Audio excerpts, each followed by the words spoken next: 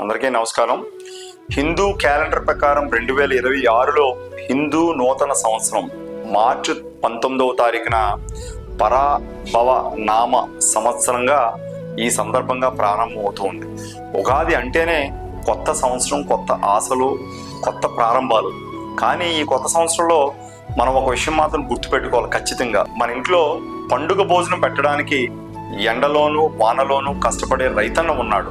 అందుకే ఈ ఉగాది మన మొదట కోరిక ఏమిటంటే రైతు బాగుండాలి, రైతు సంతోషంగా ఉండాలి, రైతు సుభిక్షంగా ఉండాలి.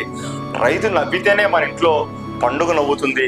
ఈ ఉగాది ప్రతి రైతు కుటుంబానికి మంచి పంటలు, సంతోషం, సుభిక్షం తీసుకురావాలని కోరుకుంటూ మరోసారి అందరికీ తెలుగు సంవత్సర ఉగాది శుభాకాంక్షలు.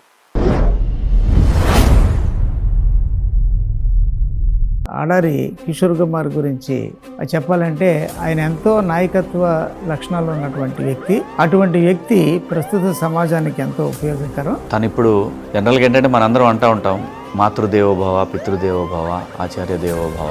అలాగే తను కూడా తనకి వ్యవసాయం పట్ల, వ్యవసాయదారుల పట్ల ఉన్నటువంటి ఒక అభిప్రాయాన్ని తను ఒక యాంతం తీసుకున్నాడు, కర్షక దేవోభవ.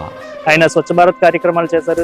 ప్రస్తుతానికి కర్షక దేవోభవ అనే ప్రోగ్రామ్ ని నాన్ స్టాప్ గా చేస్తున్నారు. ఆయన కర్షక దేవోభవ అనే కొత్త టైటిల్ తో రైతుల తాలూకు కష్టాలన్నీ చూస్తూ రైతులకు ఏవైనా చేద్దాం అనే ఉద్దేశంతో ముందుకెళ్తున్నారు. కర్షక దేవోభవ, కర్షక దేవోభవ, కర్షక దేవోభవ.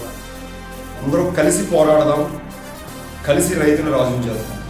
అన్నప్రదాత సుఖీభవ, అన్నప్రదాత సుఖీభవ.